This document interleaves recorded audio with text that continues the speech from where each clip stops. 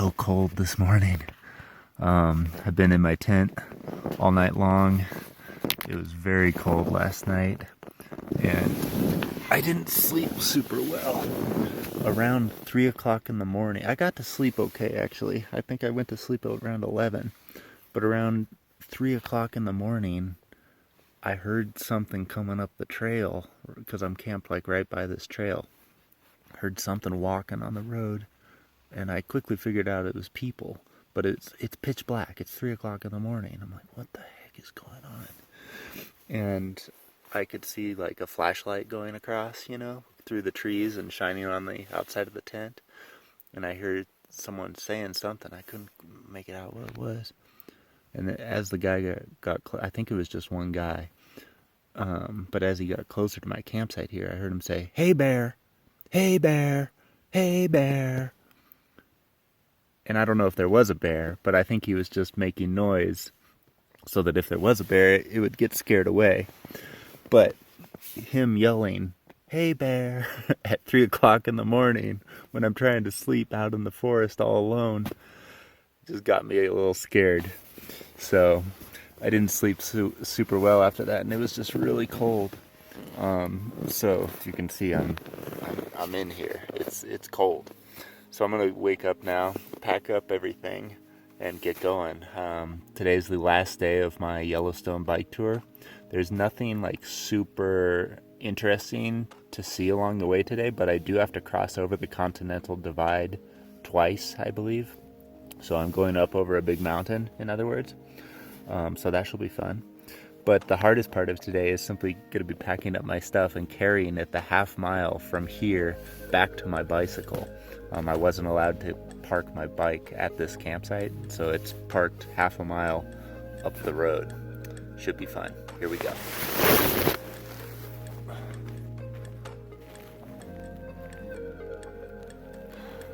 Yep, it was cold last night. I don't know if you can see that, but the water in my water bottles is frozen. It was cold.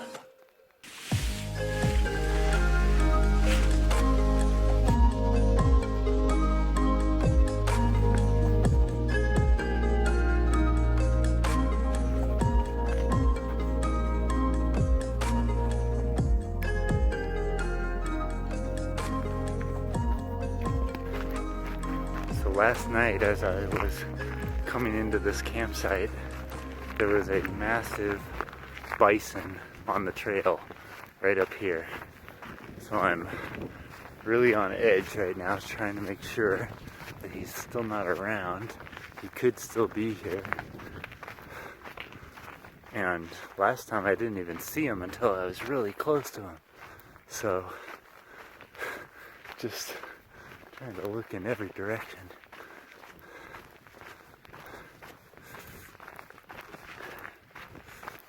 I do have the bear spray in my pocket,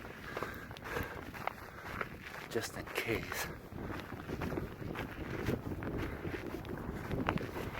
The geyser's erupting. I just happened to be here at the right time. See, here is like another example of how when you get away from the crowds, you can oftentimes find something that's better than the actual touristy thing to do.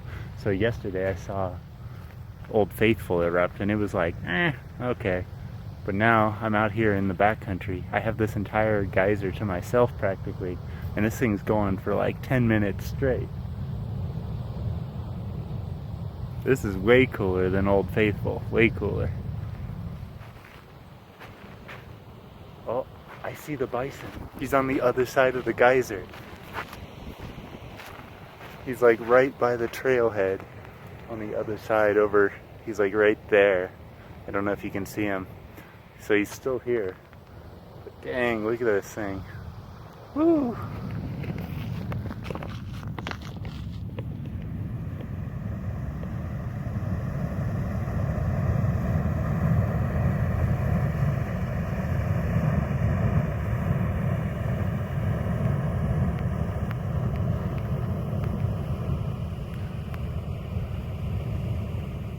So I made it back to the bicycle. It's still here, thank goodness. The bison that I saw yesterday is about 100 feet behind the camera right now. He's just behind this little tree. The geyser has been erupting for about 20 minutes straight, which is amazing. I just happened to be here at the right time, I guess. So now I'm going to pack up the bicycle really quick, cycle about 2.5 miles down this trail back to the main road, and then up and over the Continental Divide. That's probably going to be the hardest part of the remaining stretch of today. This stretch carrying those bags was pretty hard on my upper body, but this going up this hill today is going to be the lower body workout for sure.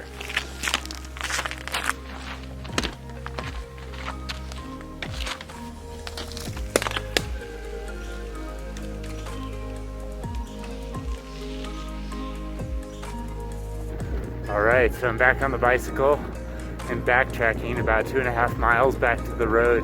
This is the same trail that I rode in on last night. It's nice to be back on the bike. I'm going a lot faster. Still out of breath though. Wow.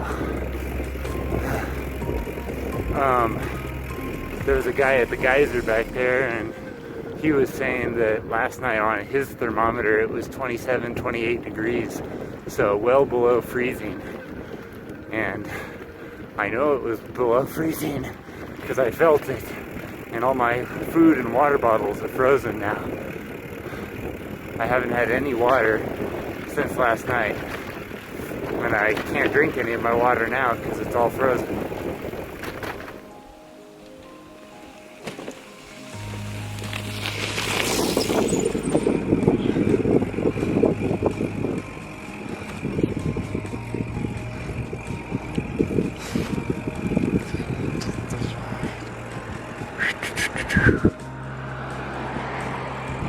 Got another 1.5 miles of uphill climbing, and then I'm at the top of the Continental Divide.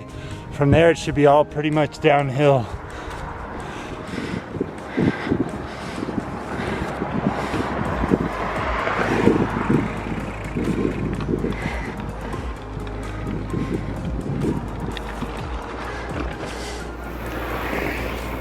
Alright, so I made it to the top of both Continental Divides. I am over the top now.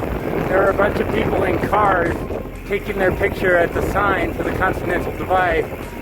I think they are super wimpy, considering I just rolled up on a bicycle and all they had to do was put their foot on the pedal.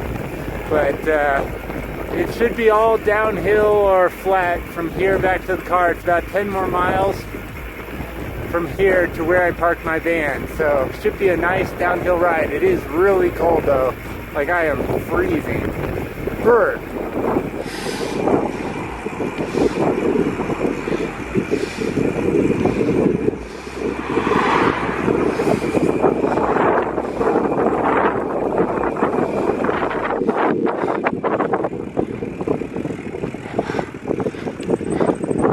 There it is.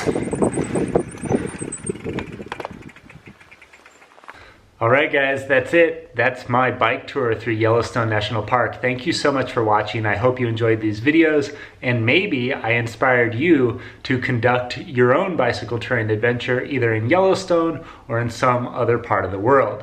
If you want to learn more about bicycle touring in general, or maybe even bicycle touring in Yellowstone National Park, be sure to visit my website at bicycletouringpro.com, where I have tons of information that you can use to plan, prepare for, and execute your own bicycle touring adventures anywhere in the world.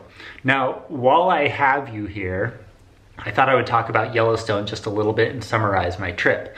Now, I had planned on doing a much longer bicycle tour through Yellowstone. I had originally planned on cycling kind of like the northern loop as well as the southern loop. But when I got to Yellowstone, the rangers informed me that because it was so late in the season, the campgrounds in the northern part of the park had already closed. And so I had to alter my route a little bit, and I decided that I was just going to do the southern loop of Yellowstone, which turned out to be great. I did the whole loop in about 3.5 days, or really like 3 full days of cycling, because I started the first day late and ended the last day kind of early. And I think that's like the perfect amount of time, 3-4 days, something like that. The distance that is cycled on that southern loop is not very large, and it's something that pretty much anybody could do. There are some hills, it does get cold, it does get windy at times, but the distances themselves are pretty small. I think the longest day was 45 miles, the shortest day was like 20 miles, something like that. So if you're capable of cycling those sorts of distances with a few small hills along the way, then you're certainly capable of cycling in Yellowstone.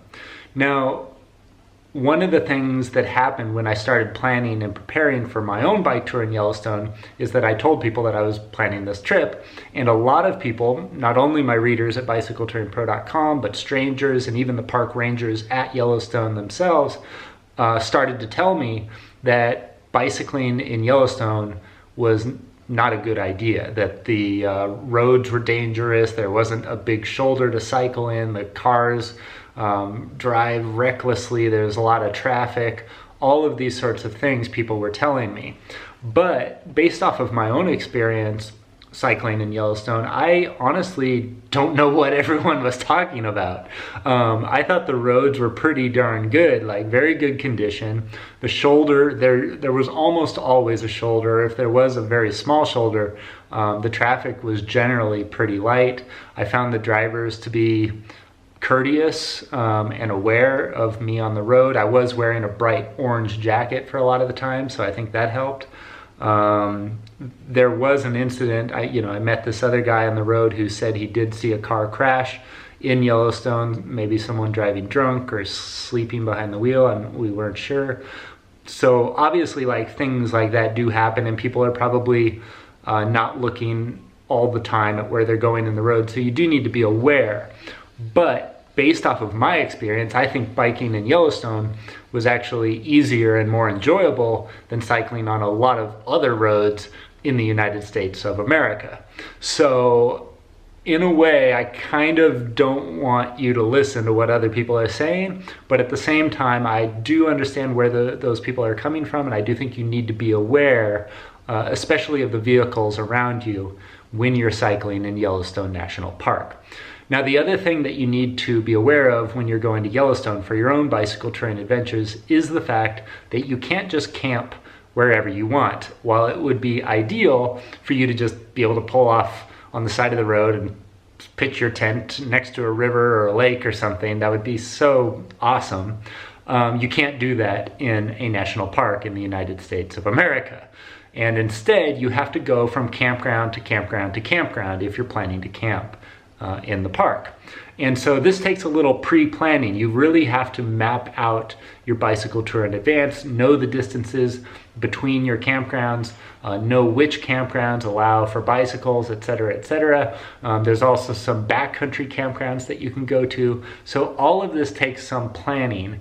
And if you want to learn more about how to do this, once again, be sure to visit my website at bicycletouringpro.com. Type in Yellowstone into the search bar, and I'll have some information for you about camping and which route to take and all of that kind of thing. But just something to keep in mind when you're planning your own trips is the fact that you do have to jump from campground to campground to campground. And finally, parking your car was an issue that I ran into when I was planning my trip. I called the park actually before I went to Yellowstone and asked them. I told them what I was planning to do. I was planning to drive to the park, park my car, and ride around for a week or so. Nobody on the phone knew the answer to my question as to what to do with my car during the week that I was driving around. They had a policy that if you biked into the park, you paid a lesser fee to get in, and then you still had to bike from campground to campground to campground, but they really didn't know what to do with somebody who had a car and wanted to just leave it for a week and go and bike around the park. Now, I found that I was able to do that. I had to get a permit from the backcountry office to park my car. So that's what you need to do essentially. And there's probably a few places that you could do this, but yeah, just ask around and they'll eventually give you a permit to put in your window of your vehicle so that you can leave it, and they'll know that you're coming back at some point and you haven't just like disappeared or gotten eaten by a grizzly bear or something. They know that you're on a bike trip and that you're going to be coming back to your car on a specific date. So that's what you have to do if you're planning your own bike tour in Yellowstone National Park. Do some planning ahead of time to make sure that the campgrounds are open. Know that you are going to have to jump from campground to campground. Find a place to park your car. You're probably going to have to get a permit from the backcountry office. And be sure to bring your camera because this place is spectacular and I would highly recommend it. Okay guys, that's it. I'm Darren Alff from BicycleTouringPro.com. Thank you once again for watching my videos, and I hope to see you out on the road sometime soon. Bye-bye. Bye. Bye.